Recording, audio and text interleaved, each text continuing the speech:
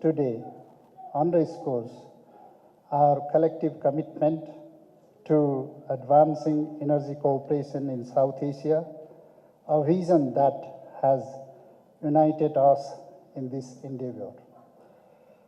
Today marks a significant milestone in our journey towards power trading within South Asian region. This agreement, which facilitates the sale of 40 megawatt of power from Nepal to Bangladesh through the Indian grid, represents more than just a contractual agreement. It is the culmination of our collaborative efforts, shared vision, and unwavering determination. We are moving from bilateral power trade to trilateral framework, opening avenues for sub-regional and regional cooperation in the energy sector.